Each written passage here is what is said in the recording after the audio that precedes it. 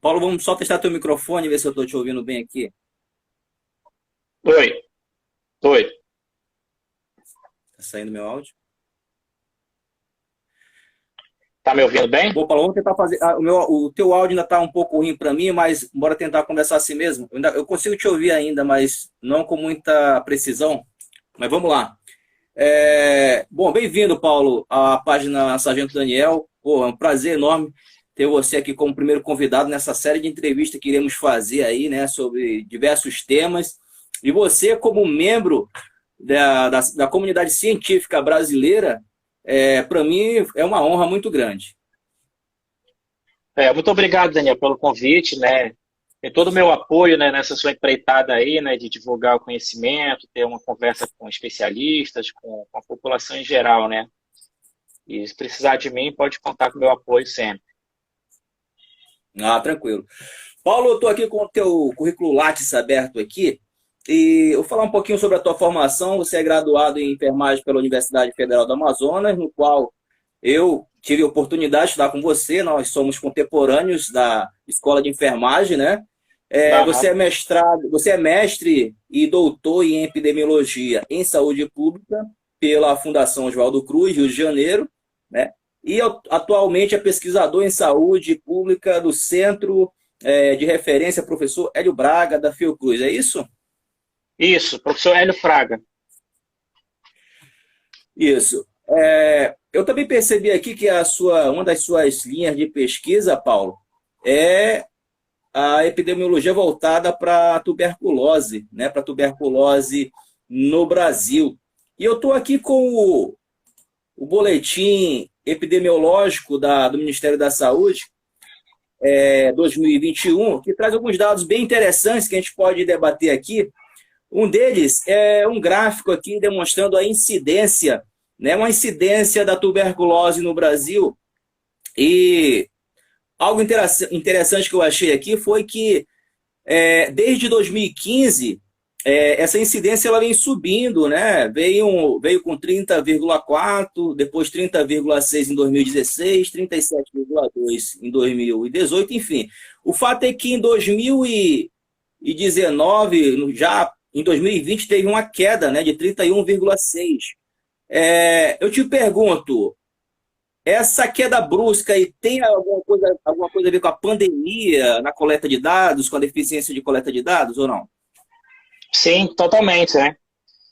Como você falou aí, pelo gráfico, nós tivemos, né, um aumento no país de 2015, né, até 2019, né, muito em consequência da grave crise, né, que o país enfrentou nesses últimos anos, né, ou seja, as pessoas foram ficando mais pobres, perdendo seus empregos, e a tuberculose está muito atrelada a isso, né, a desigualdade social, a pobreza.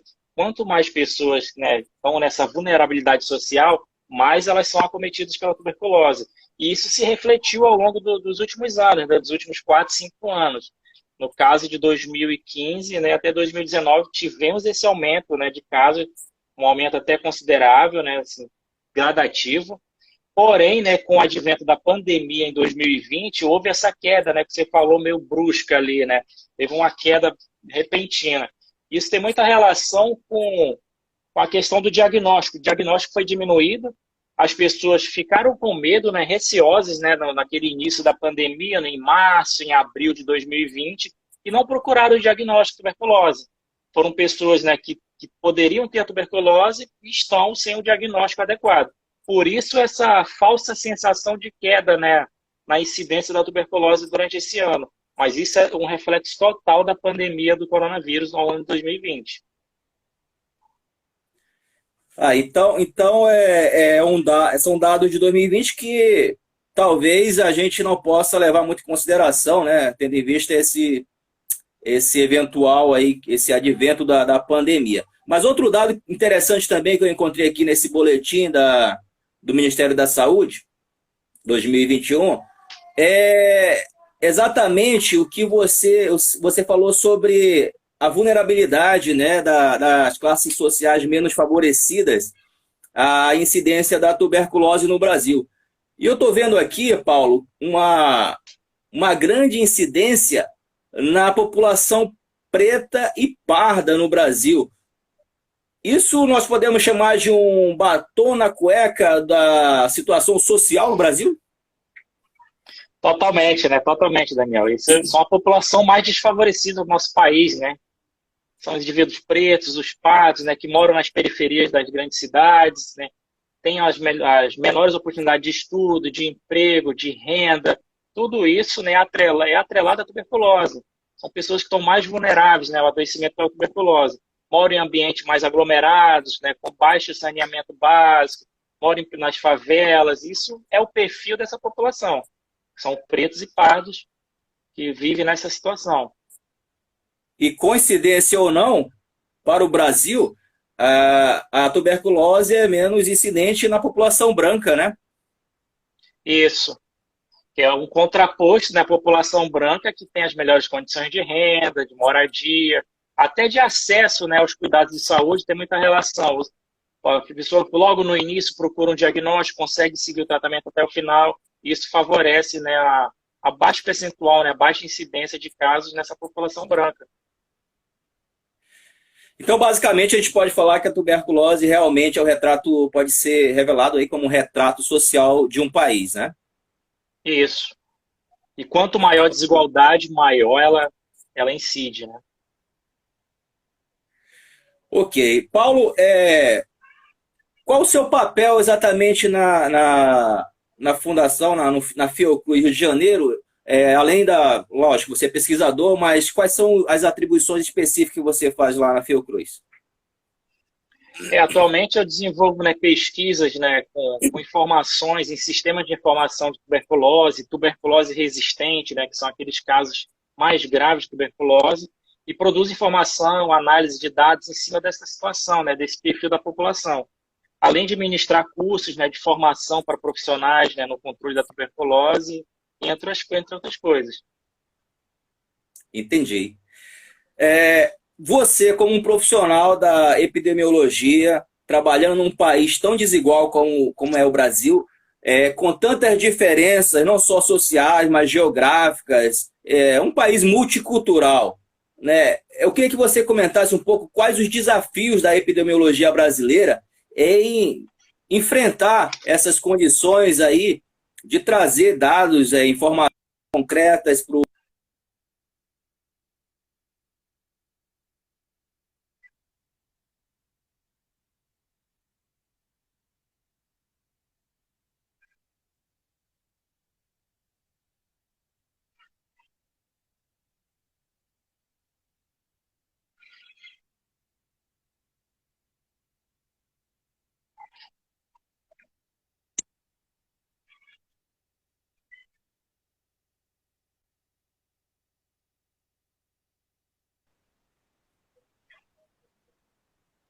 Oi, Paulo. Oi, está falhando um pouco a conexão. Você ouviu a pergunta sobre o Ouvi, papel da ouvi, epidemiologia? ouvi, ouvi sim. O papel da epidemiologia, né, principalmente do epidemiologista, né, ele atua na concepção, né, na implementação, análise dos sistemas de informação em saúde, né, participa de comitê técnico, né, de programas estaduais, federais, municipais, né, isso das mais diversas doenças do país, tudo que você imaginar, programa de hiperdia, tuberculose, hanseníase, qualquer obstetrícia, né, da maternidade, óbito fetal, tudo que você imaginar, o epidemiologista atua nesses comitês, nesses programas de controle, analisando os dados nacionais, municipais e estaduais. E o desafio eu vejo assim, cada vez mais, é a escassez de profissionais com essa formação e também a contratação de profissionais, né? Cada vez a gente tem um trabalho mais precarizado, ou seja, falta mão de obra, né, de profissionais capacitados para realizar essas análises no país como um todo. Isso a gente pode imaginar, qualquer área mais remota do país necessita, né, de um profissional ali atuando, observando os dados, o perfil da população, a mudança de algum padrão. Esse é um grande desafio que o país está tendo nos últimos anos, né? A falta de investimento nesse segmento, né, para acompanhar a evolução das doenças no país. E à medida que o país também vai envelhecendo, né, nos próximos anos, até 2030, a nossa população vai envelhecer mais ainda. Nós vamos ter um desafio maior de acompanhar, né, essa mudança do perfil etário da população. Será uma população mais idosa, vai ter mais problemas de saúde, e isso vai exigir mais do Sistema Único de Saúde que esteja atento a essas mudanças, né, e consiga implementar políticas públicas baseadas em informação epidemiológica a fim de reverter ou até de controlar essas mudanças. Entendi. E Paulo, e com essas dificuldades que a epidemiologia brasileira enfrenta, como é que foi enfrentar essa problemática aí da pandemia? O que a epidemiologia pode ajudar no combate a essa problemática? O que faltou, né? O que poderia ser feito melhor em relação a esse número de casos, tanto de infecção quanto de mortes? A epidemiologia teve um papel fundamental, né, no início da pandemia de Covid-19, né? A população, né, tinha pouca familiaridade com a informação científica, né, números, etc. Hoje em dia, todo mundo assiste o Jornal Nacional, as revistas, aparece sempre um gráfico de crescimento, um gráfico, um percentual, né, de número de casos. Isso, pelo menos até onde eu me recordo, não era um hábito da população acompanhar uma evolução epidemiológica de uma doença. Essa foi a contribuição mais substancial que a epidemiologia deu no país. E isso vai ser algo para o futuro que vai ser implementado para outras doenças, terão esse acompanhamento também. E no caso da pandemia, né, no sentido de acompanhamento dos casos, a epidemiologia também pode se utilizar de alguns recursos, né, essas análises dessas bases de dados, esses painéis, né, que são criados para fim de monitorar a evolução da pandemia, isso pode ser implementado também para outras doenças. Entendi. E Paulo, nós sabemos que, por parte de algumas autoridades do país, o enfrentamento da pandemia, ele não, digamos, não foi a contento. Você, como membro da comunidade científica brasileira, epidemiologista, membro de uma fundação tão conceituada na América Latina como é a Fiocruz, como você vê que o governo, em especial o governo responsável pelo Ministério da Saúde, o governo federal, enfrentou e deu apoio à Fiocruz para colaborar no enfrentamento da pandemia? Ao meu ver, né, na minha opinião, faltou uma unidade, né, uma união entre o governo federal, estados e municípios para combater esse inimigo, né, que invadiu o Brasil, que foi um inimigo invisível, que foi o vírus do coronavírus. Isso faltou uma unidade, né, ali centralizada, coordenando as ações de combate à pandemia. Isso foi fundamental. Poderíamos ter evitado esse desastre, né, de aproximadamente 430 mil mortes no país, se houvesse uma unidade ali, né, uma união centralizada e coordenando todas as ações de combate à pandemia. Isso foi fundamental, que faltou durante o país. Nas primeiras semanas, primeiros meses, isso estava presente, né, na gestão do ministro Mandetta. Havia aquelas coletivas de imprensa todo dia, dando um relatório sobre a situação epidemiológica do país, e havia comitê técnico ali, bem assim, fundamentado, né, acompanhando todas as principais novidades científicas, né, porque era uma doença nova que o mundo desconhecia, mas eles estavam sempre atualizados, buscando conhecimento e buscando meios de combate a essa pandemia, mesmo com a escassez de recursos, falta de investimentos, e tudo isso foi um dos motivos também que fez com que a pandemia se alastrasse durante o país, né? Falta de investimentos em educação, né, informação para a população, incentivo da população à higienização das mãos, uso de máscara, e até mesmo o que nós estamos vendo agora na CPI da pandemia, que foi a falta de compra de vacinas no tempo oportuno, né? Ou seja, se tivesse feito um planejamento anterior à compra de vacinas no tempo oportuno, mais vidas brasileiras poderiam ter sido salvas durante o decorrer dessa pandemia. Entendi.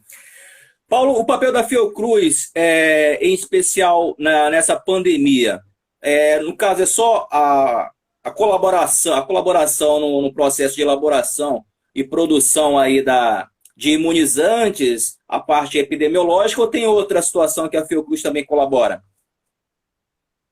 A Fiocruz tem colaborado, né, na questão das vacinas, né, a produção de vacinas, né, da AstraZeneca, né, é feito no Parque Tecnológico de Biomanguinhos. Também tem os observatórios, né, de análise de dados da situação epidemiológica da Covid. Existe um painel com especialistas que se debruçam praticamente todos os dias monitorando esses casos de coronavírus no país. Entendi. E Paulo, eu estou aqui com uma matéria da BBC News Brasil, publicada no dia 18 de janeiro de 2020. Ela é assinada pelo jornalista Evanildo da Silveira. E ela traz a seguinte manchete: fuga de cérebros, os doutores que preferiram deixar o Brasil para continuar pesquisas em outro país. Basicamente, essa matéria ela demonstra que nos últimos anos, em especial nos 2 últimos anos, o Brasil nunca se deparou com uma situação tão semelhante, né, e tão dramática como é. Eu batizei essa situação como êxodo científico brasileiro, que é exatamente o que está ocorrendo. Os nossos doutores, né, os nossos membros da comunidade científica estão realmente deixando o país e deslocando para outras nações, porque aqui está inviável ser cientista, está inviável ser pesquisador. O que você tem a falar sobre isso? Eu vejo com bastante preocupação, né, essa informação, e isso é um pouco evidente, né, que no país, a cada ano, nós estamos tendo um menor investimento em ciência e tecnologia, e isso reflete nos talentos, né, nos pesquisadores mais renomados do país, que acabam, né, ficando sucateados na questão orçamentária por não conseguindo desenvolver suas pesquisas e acabam migrando para outros países, como os Estados Unidos, Europa, em busca de financiamento para tocar os seus projetos, né, que são inovadores, mas que necessitam, infelizmente, de investimentos. Nenhuma pesquisa pode financiar com recurso próprio, tem que ter algum investimento por fora, seja estatal, seja de uma empresa de iniciativa privada, tem que haver esse investimento. E isso, infelizmente, ocorreu nos últimos 2 anos, como está relatado nessa matéria BBC. É uma fuga, né, uma fuga de cérebros do país, né, das mentes mais brilhantes do país estão sendo levadas, né, captadas por outros países. E também tem o problema dos jovens talentos, né, os jovens pesquisadores que são formados no país a cada ano aos milhares, que também vão em busca de oportunidades em outros países por conta da inexistência de apoio no Brasil. Esses pesquisadores acabam migrando também para outros países. E isso acaba ficando uma escassez de pensadores, de pesquisadores no país, para o desenvolvimento de pesquisa no país. E principalmente, né, assim, no momento atual de pandemia, né, de crise, nós precisaremos muito dessas pessoas, dessas cabeças pensantes, desenvolvendo as políticas públicas, desenvolvendo pesquisas, né, de cunho tecnológico, de investigação de vacinas, de medicamentos, durante a crise da coronavírus. Pois é, Paulo, nós sabemos que uma nação que se preze, que pensa em desenvolvimento, e já temos vários exemplos pelo mundo, né? Eu posso citar aqui a Coreia do Sul, que há 40 anos atrás era uma nação praticamente agrícola e hoje produz aí uma vasta, né, linha de tecnologia, né? E também um dos automóveis mais tecnológicos que tem no mercado. Então está claro que não dá para desenvolver um país sem investimento em ciência, em pesquisa, em tecnologia, né? Isso as nações mais poderosas do mundo já perceberam, né? Alemanha, Japão, enfim, Estados Unidos são países que investem muito em sua comunidade científica, né? E como é que você vê isso como cidadão, né? Como brasileiro? Como você vê o futuro do Brasil com uma notícia dessa que nosso país está sofrendo essa evasão de ciência, de comunidade científica? Eu vejo com muita preocupação, Daniel, né, essa questão, principalmente orçamentária. Eu, como pesquisador, né, atuante de uma instituição de pesquisa, vejo com muita preocupação esse apagão, esse esvaziamento, né, de pesquisadores no país. Muito por conta, novamente, por conta dessa escassez de recursos que está tendo nos últimos anos, principalmente de 2015 para cá. Só para efeito de comparação, em 2004 no país, o investimento em ciência e tecnologia era algo em torno de 3 a 4 bilhões de reais. Isso foi tendo um aumento gradual nos últimos anos, a 2015 até 2014 mais ou menos, que chegou a aproximadamente a 13 a 14 bilhões de reais no investimento em ciência e tecnologia. Porém, a partir de 2015, foram realizados diversos cortes, e cortes severos, né, na ciência e tecnologia do país, que culminou hoje, né, com o ano de 2021, com um orçamento de 2,8 bilhões. Ou seja, nós temos um orçamento inferior a 2004 e com um número maior de pesquisadores, de instituições científicas necessitando de recursos, quando comparado a 2004. Ou seja, isso sem considerar também a questão inflacionária, né, da moeda, do real, que com toda certeza em 2004 tinha um valor, um peso maior comparado agora a 2021. Ou seja, é uma situação de penúria que eu vejo com muita preocupação o desenvolvimento de novas pesquisas no país. Realmente não dá para fazer ciência sem dinheiro. Paulo, você como membro da comunidade científica brasileira e passando por esse período em que nosso país passa, né, com tantos cortes na educação, em pesquisa, em ciência, você como membro da comunidade científica, você já se sentiu desmotivado em continuar essa batalha? Porque eu acredito que não seja fácil ser cientista no Brasil. De onde você tira forças para conseguir seguir esse caminho? É uma situação muito difícil trabalhar, né? Necessitar eu, por exemplo, é uma dificuldade enorme nos últimos anos conseguir editais de pesquisa, porque eles praticamente inexistem no país, principalmente a nível federal, porque há alguns anos atrás existiam os editais universais de CNPq, que haviam investimento em pesquisas, em editais de pesquisa, que principalmente eu, como jovem pesquisador e outros colegas, também poderiam captar esses recursos para tocar suas pesquisas, se aperfeiçoar, criar seus grupos de pesquisa no país. Porém, nos últimos 4, 5 anos, esses editais praticamente inexistem, e o último lançado, né, foi até essa última polêmica, foi um edital de 22 milhões, né, para financiar todas as pesquisas do país, que é algo chega a ser absurdo, né, num país como o Brasil, que gasta 15 milhões com leite condensado e 10 milhões com bombom recheado, e investe 22 milhões em editais de pesquisa, né, em desenvolvimento de novas tecnologias, de novas patentes, né, isso é um descaso total com a ciência Aumento do de país. salário, né? Aumento de salário próprio, os últimos né? aumentos de salários. É verdade, Paulo, não é fácil lidar com essa situação. E, Paulo, mas com tudo isso, você, vindo da origem que você veio e estando onde está hoje, você consegue ver uma luz no túnel para aquele jovem que pensa em ser um cientista, pensa em seguir a carreira de pesquisador no Brasil? Sim, com toda certeza, Daniel. É mais a questão da perseverança, né, a necessidade de mudança, né, de mudar o seu meio, a sua sociedade. O jovem pesquisador, né, ou aqueles que almejam, assim como eu tive minha carreira de iniciação científica, como aluno de PIBIC na escola de enfermagem, cursando, né, mestrado, depois doutorado, as pessoas devem se motivar, né, a tentar mudar o meio, apesar de todas as dificuldades que nós estamos passando, mas isso não será para sempre. Acredito muito no potencial do país, né, no desenvolvimento de pesquisas no futuro próximo, e nós vamos conseguir reverter toda essa situação atual do país na parte da ciência e tecnologia. Inclusive, Paulo, comentando ainda sobre o sonho desses jovens aí, né? Você, salvo engano, é de Belém, veio para Manaus com 6 anos de idade, né? Não é isso? Isso. Beleza. Aí você teve a oportunidade de conhecer a realidade da educação pública brasileira e amazonense.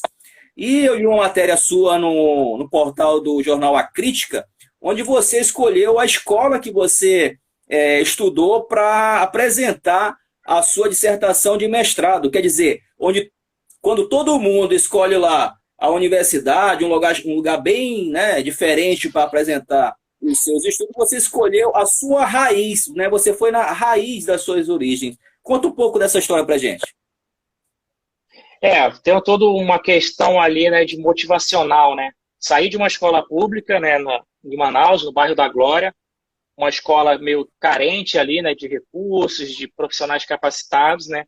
E a motivação que eu tive, né, como sair dessa escola e conseguir terminar um mestrado, né, na Fiocruz, no Rio de Janeiro, eu me senti na obrigação, né, de dar um retorno, né, e até inspirar os jovens, né, da comunidade dali do bairro da Glória, que é possível, né, um aluno da escola pública, né, ingressar numa faculdade pública, cursar um mestrado numa instituição renomada e se tornar um pesquisador em saúde. Isso serve, né, de inspiração. Eu acredito muito no poder da inspiração, da motivação e do exemplo, né? Eu estava ali com um exemplo, as pessoas estavam vendo que eu era um pesquisador que estudei ali naquela escola igual a eles, igual aquelas crianças, né? Fiz parte daquele cenário, que consegui, né, realizar minhas pesquisas e me tornar um pesquisador em saúde. E que isso também pode ser possível para eles, né? Com muita perseverança, com muita motivação pessoal e busca de conhecimento é possível superar todas essas adversidades que nós temos, né, atualmente, né, até naquele tempo do ensino público, né, que é conhecidamente, né, precário, com muitas deficiências. Mas é possível contornar essa situação, sim. Pô, que bom, que legal ouvir isso de você, Paulo. Paulo, eu, nesse momento, eu só tenho a agradecer a sua presença, a você ter aceitado o convite, né, a abrir essa série de entrevista com especialistas em temas diversos e você trazendo muita sabedoria aí, né, na sua fala. Então, eu quero dizer para ti que é um orgulho muito grande, cara, eu poder ter estudado contigo, ter dividido uma sala de aula com você e te ver nessa posição hoje como doutor, pesquisador de uma instituição tão renomada como é a Fiocruz na América Latina. Eu queria dar esse pequeno espaço agora para você fazer suas considerações finais e é isso. Eu que agradeço, Daniel, né? Fiquei bastante motivado, né, na sua iniciativa de puxar essa live, né, ter uma conversa ali mais informal, né, de conversar sobre ciência, sobre tecnologia, pesquisa no país, né. Isso para mim foi bastante motivante, né, em contribuir com você, né, com os seus telespectadores que acompanham o seu canal, né, no YouTube, no Instagram, no Facebook. Isso para mim é motivante, né? Como você falou, nós somos colegas contemporâneos, né, da mesma escola, do mesmo período. Isso para mim, poder contribuir com você, né, na sua formação aí, né, de comunicador agora, é muito satisfatório para mim. Pô, cara, brigadão. E o Rio, deu para pegar praia hoje no Rio? Muito sol? Não, agora tem que controlar um pouco essa questão da pandemia, né? Tá um pouco proibido acesso às praias, está tudo restrito, é até proibido acessar as praias, né, por conta da pandemia do coronavírus. E como é que vai ser torcer pro Botafogo esse ano, hein, Paulo? Eu dei um tempo de Botafogo, tá meio crítico a situação do Botafogo hoje. Talvez ano que vem, Paulão, quando cara, muito obrigado, cara. a pandemia acabar, o Botafogo eu acho que vai melhorar. Ó. É tudo questão da pandemia também que está afetando o Botafogo também. Tá certo. Paulão, de novo, muito obrigado, cara. Muito obrigado mesmo. Espero poder contar com você outras vezes. Pode me convidar, Daniel. Se tiver qualquer tema, qualquer conversa, a gente pode conversar aqui, trocar uma ideia, né? Compartilhar conhecimento, algum debate em cima de temas atuais que estejam ocorrendo, principalmente da pandemia, questões relacionadas à tuberculose ou à pesquisa no país. Pode contar comigo, pode me chamar que eu venho de bate-pronto aqui e a gente troca uma ideia. Beleza. Muito obrigado. Valeu, Paulo. Tchau. Até mais. Obrigado. Boa noite. Boa noite.